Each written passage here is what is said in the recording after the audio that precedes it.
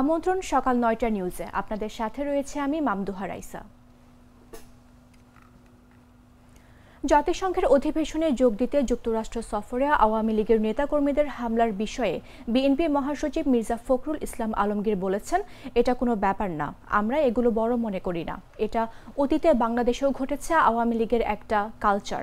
শুক্রবার রাতে হযরত শাহজালাল আন্তর্জাতিক বিমানবন্দরে সাংবাদিকদের তিনি এসব কথা বলেন। জাতিসংঘের সাধারণ অধিবেশনে যোগ দিতে অন্তর্বর্তী সরকারের প্রধান উপদেষ্টা ডক্টর মোহাম্মদ ইউনূসের সঙ্গে সফর শেষে এদিন ঢাকা ফেরেন তিনি। মির্জা ফখরুল বলেন, প্রধান উপদেষ্টার আমন্ত্রণে আমরা জাতিসংঘের সাধারণ অধিবেশনে সফর সঙ্গী হয়েছিলাম। সেখানে আমরা যে দায়িত্ব সেটা পালন করেছি এবং আমি মনে করি বাংলাদেশের কথা বিশ্বের কাছে পৌঁছেছে। তিনি বলেন, প্রধান উপদেষ্টা জাতীয় ঐক্য প্রদর্শনের জন্য প্রধান কয়েকটি দলকে আমন্ত্রণ জানিয়েছেন। এই সফর অবশ্যই সফল হয়েছে।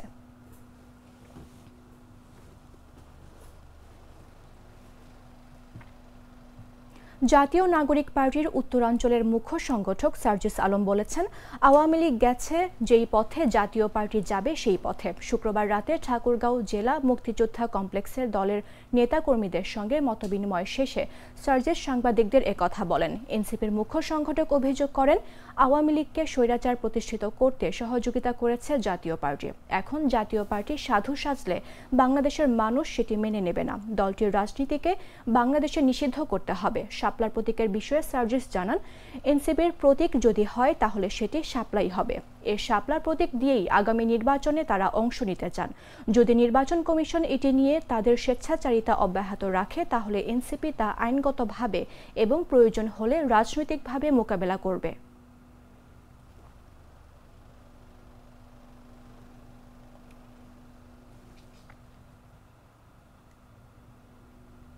বিএনপির স্থায়ী কমিটির সদস্য সালাউদ্দিন আহমদ বলেছেন, আসন্ন জাতীয় সংসদ নির্বাচনকে সামনে রেখে প্রতিটি আসনে একক প্রার্থী চূড়ান্ত করার কাজ করছে বিএনপি।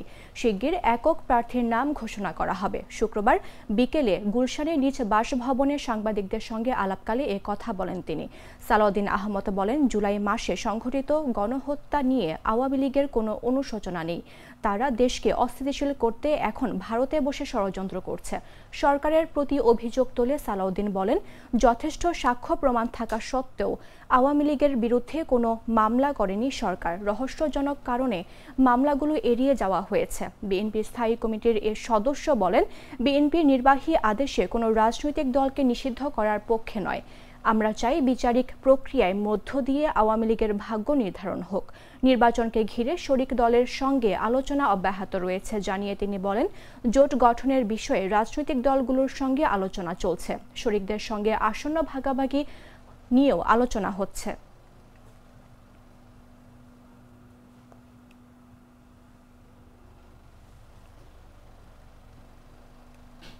ডিসেম্বরের শীতল হাওয়ার সঙ্গে রাজনৈতিক অঙ্গনেও বইছে উত্তেজনার হাওয়া। দীর্ঘদিন পর বাংলাদেশ জামায়াতে ইসলামীর নেতৃত্বে আসছে বড় পরিবর্তনের ইঙ্গিত। দলটির সবচেয়ে গুরুত্বপূর্ণ দায়িত্ব আমির পদে নির্বাচন অনুষ্ঠিত হতে যাচ্ছে এ মাসেই। দেশ জুড়ে 1 লাখেরও বেশি রুকন সদস্য গোপন ব্যালটে অংশ নিতে যাচ্ছে এই ভোট যুদ্ধে। প্রশ্ন উঠছে, বর্তমান আমির ডক্টর শফিকুর রহমান কি টিকে থাকবেন নাকি নেতৃত্বে আসবে নতুন কেউ? ভবিষ্যতের দিক নির্দেশনা ও রাজনৈতিক কৌশল নির্ধারণে গুরুত্বপূর্ণ এই নির্বাচনকে ঘিরে এখনই শুরু হয়ে গেছে আলোচনা, সমীকরণ আর নাটকীয়তা। বিস্তারিত তুষার ইসলামের রিপোর্টে। সমানে সমান হতে হলে ওদের অস্তিত্বই গুঁড়া হয়ে যাবে।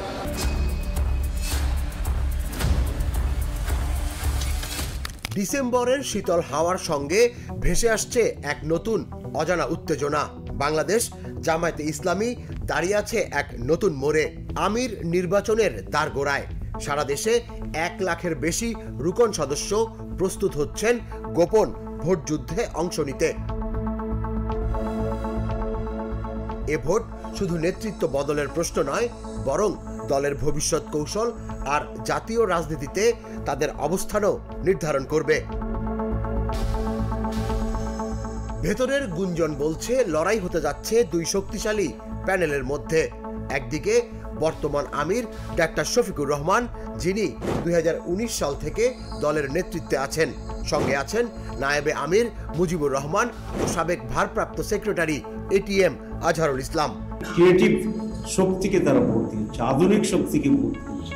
অন্যদিকে নতুন সমীকরণে ভেসে উঠেছে সৈয়দ আব্দুল্লাহ মোহাম্মদ তাহেরের নাম। এই দুই শিবিরের অঘোষিত প্রতিযোগিতা ইতোমধ্যেই দলীয় রাজনীতিকে করেছে আরো উত্তপ্ত। আজকে বাংলাদেশ জামাত ইসলামের এই কেন্দ্রীয় কার্যালয়ে গঠনতন্ত্র অনুযায়ী বিদায়ী কেন্দ্রীয় মজলিসে সূরা 3 জনকে মনোনীত করবে, সেখান থেকে ভোট দিয়ে চূড়ান্ত করবেন রুকন সদস্যরা। তবে চমক লুকিয়ে আছে এখানেই, চাইলেই ভোটাররা প্যানেলের বাইরের কাউকে নির্বাচিত করতে পারবেন। ফলে নির্বাচন ঘিরে তৈরি হয়েছে এক অজানা নাটকীয়তা।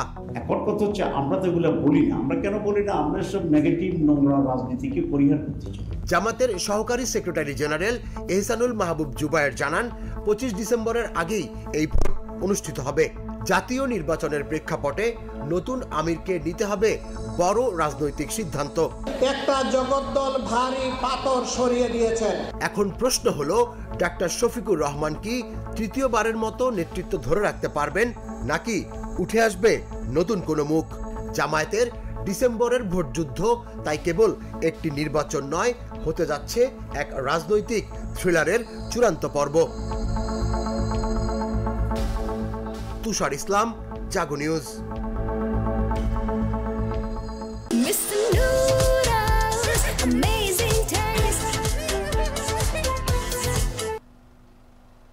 ডাকসুর নবনির্বাচিত সহসভাপতি আবু সাদিক কায়েম বলেছেন, আমরা জুলাইয়ের সহযোদ্ধারা ডাকসু নির্বাচন করেছি, এখানে জয় পরাজয়ের কিছু নেই। ডাকসু নির্বাচনের মাধ্যমে জুলাইয়ের আকাঙ্ক্ষা ও শিক্ষার্থীদের প্রত্যাশার বিজয় হয়েছে।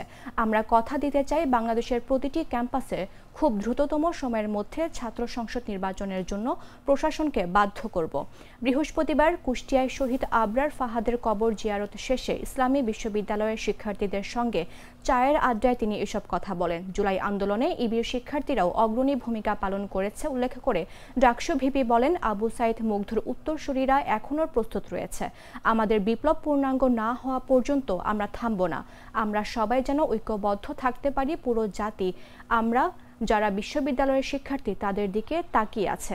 এ সময় উপস্থিত ছিলেন ডাকসুর কার্যনির্বাহী সদস্য রায়হান উদ্দিন, ছাত্র শিবিরের ঢাকা মহানগর উত্তরের সভাপতি রেজাউল করিম শাকিল, ইবি শাখা ছাত্র শিবিরের সভাপতি মাহমুদুল হাসান, সেক্রেটারি ইউসুফ আলী প্রমুখ। আমরা যারা নির্বাচন করেছি, আমরা সবাই জুলাই সহযোদ্ধা। এখানে হার অথবা জিত, জয় অথবা পরাজয়ের কিছু নেই। এই ডাকসু নির্বাচন, এই ছাত্র সংসদ নির্বাচন করার মাধ্যমে জুলাই বিজয়ী হয়েছে, জুলাইয়ের শহীদদের আকাঙ্ক্ষা বিজয়ী হয়েছে এবং বিশ্ববিদ্যালয়ের শিক্ষার্থীদের প্রত্যাশা বিজয়ী হয়েছে। এবং আমরা কথা দিতে চাই, বাংলাদেশের প্রতিটি ক্যাম্পাসে খুব দ্রুত সময়ের মধ্যে, এবং সেই জন্য আমরা বাধ্য করবো বিশ্ববিদ্যালয় প্রশাসনকে ইনশাআল্লাহ, শিক্ষার্থীদের নির্বাচিত প্রতিনিধিরাই প্রতিটি ক্যাম্পাসে শিক্ষার্থীদের ন্যায্য অধিকার, তাদের কথাগুলো তারা বলবে। এবং ইতিমধ্যে আমরা শুনতে পেয়েছি আপনাদের ছাত্র সংসদ নির্বাচন, ইসলামী বিশ্ববিদ্যালয় কেন্দ্রীয় ছাত্র সংসদ নির্বাচনের যে গঠনতন্ত্র, সেটির কাজ শেষ হয়েছে। খুব দ্রুত সময়ের মধ্যে তারিখ ঘোষণা করা হবে এবং আমরা ডাকসুর পক্ষ থেকে আমরা আপনাদের সাথে একসাথে কাজ করবো ইনশাআল্লাহ। বাগেরহাটে দুর্বৃত্তের হামলায় হায়াত উদ্দিন নামের এক সাংবাদিক নিহত হয়েছেন। শুক্রবার সন্ধ্যায় শহরের হাড়িখালি এলাকায় এই হামলার ঘটনা ঘটে। গুরুতর অবস্থায় দ্রুত খুলনা মেডিকেল কলেজ হাসপাতালে নিলে কর্তব্যরত চিকিৎসক তাকে মৃত ঘোষণা করেন। নিহত হায়াত উদ্দিন বাগেরহাট শহরের হাড়িখালি এলাকার মৃত নিজাম উদ্দিনের ছেলে। তিনি দৈনিক ভোরের চেতনার পত্রিকার স্টাফ রিপোর্টার। সম্প্রতি তিনি বাগেরহাট পৌর বিএনপির সাংগঠনিক সম্পাদক পদে নির্বাচন করেন। বাগেরহাট মডেল থানার ভারপ্রাপ্ত কর্মকর্তা মাহমুদুল হাসান সাংবাদিক নিহতের বিষয়টি নিশ্চিত করেছেন। তিনি বলেন, নিহতের খবর শুনেছে, তার বাড়িতে পুলিশ পাঠানো হয়েছে। হত্যার কারণ অনুসন্ধানে পুলিশ কাজ করছে।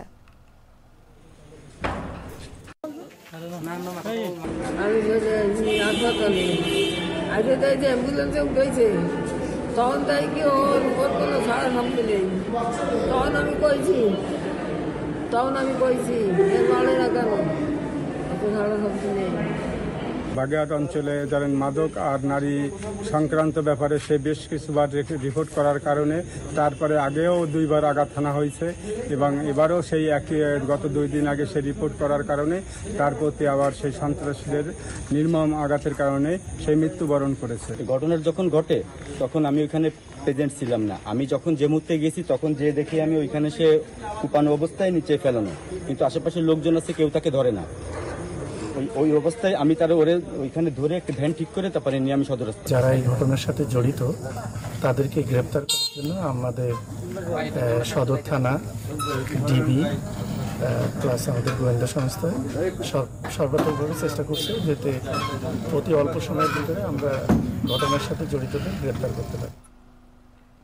গাজায় চলমান গণহত্যা বন্ধ ও নিরীহ মুসলমানদের উপর সংহতি জানিয়ে মার্চ ফর গাজা শীর্ষক পদযাত্রা করেছে ইসলামী বিশ্ববিদ্যালয়ের শিক্ষার্থীরা।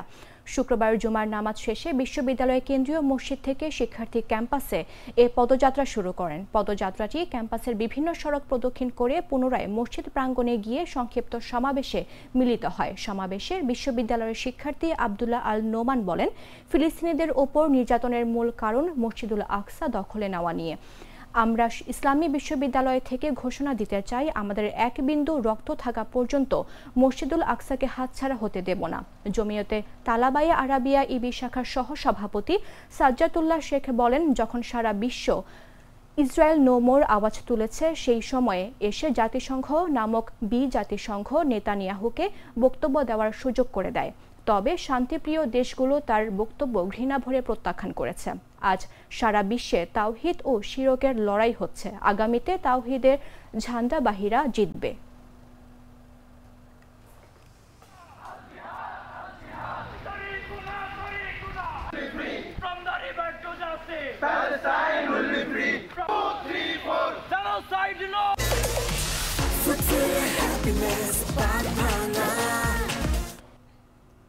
জানাবো আন্তর্জাতিক সংবাদ।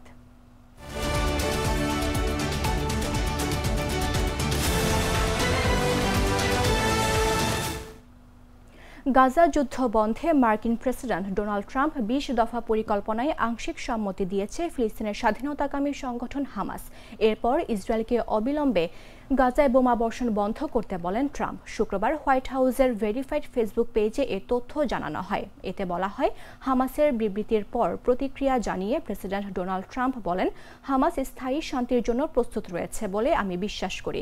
ইসরায়েলকে অবিলম্বে গাজায় বোমা বর্ষণ বন্ধ করতে হবে যাতে আমরা দ্রুত ও নিরাপদে জিম্মিদের মুক্ত করতে পারি। এটি মধ্যপ্রাচ্যে দীর্ঘ প্রতীক্ষিত শান্তি প্রতিষ্ঠার বিষয়। এর আগে এক বিবৃতিতে হামাস ঘোষণা করেছে, তারা দখলদার বাহিনীর সব বন্দীকে জীবিত এবং মৃতদেহ উভয়কেই মুক্তি দিতে সম্মত হয়েছে। এটি করা হবে ট্রাম্পের প্রস্তাবে বর্ণিত বিনিময় সূত্র অনুযায়ী, তবে এক্ষেত্রে মাঠ পর্যায়ের প্রয়োজনীয় শর্ত পালন নিশ্চিত করতে হবে। এতে আরও জানানো হয়, বন্দি বিনিময়ের বিস্তারিত আলোচনার জন্য মধ্যস্থতাকারীদের মাধ্যমে অবিলম্বে আলোচনায় বসতে প্রস্তুত হামাস।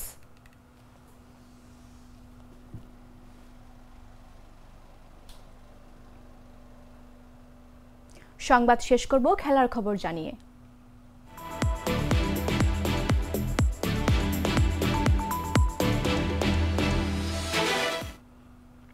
টি-20তে দারুণ পারফর্ম করা সাইফ হাসান আর নুরুল হাসান সোহানকে নিয়ে আফগানিস্তানের বিপক্ষে আসন্ন 3 ম্যাচের ওয়ানডে সিরিজের জন্য 16 সদস্যের দল ঘোষণা করেছে বাংলাদেশ ক্রিকেট বোর্ড। সিরিজটির চলতি মাসে আবুধাবির জায়েদ ক্রিকেট স্টেডিয়ামে অনুষ্ঠিত হবে। আগের শ্রীলঙ্কা সিরিজের দল থেকে মাত্র 2টি পরিবর্তন এসেছে। এখনও সাইড স্ট্রেইন চোট থেকে সেরে না ওঠায় দলে নেই লিটন কুমার দাস। এছাড়া বাদ পড়েছেন পারভেজ হোসেন ইমন। পরিবর্তে প্রথমবারের মতো ওয়ানডে দলে ডাক পেয়েছেন ডানহাতি ব্যাটার সাইফ হাসান। ঘোষিত দলে থাকা 5 ক্রিকেটার অধিনায়ক মেহেদী হাসান মিরাজ, নাজমুল হোসেন শান্ত, হাসান মাহমুদ, তানভীর ইসলাম ও নাহিদ রানা শুক্রবার রাতেই সংযুক্ত আরব আমিরাতের উদ্দেশ্যে রওনা দেবেন। তবে বাঁহাতি ওপেনার মোহাম্মদ নাইম শেখ এখনও ভিসা অনুমোদনের অপেক্ষায় আছেন। অনুমতি পেলে তিনি পরে দলের সঙ্গে যোগ দেবেন। একই পরিস্থিতির মুখে আছেন সৌম্য সরকারও, যিনি আফগানিস্তানের বিপক্ষে টি-20 সিরিজের দলে রয়েছেন। 3 ম্যাচের ওয়ানডে সিরিজের অনুষ্ঠিত হবে 8, 11 ও 14 অক্টোবর।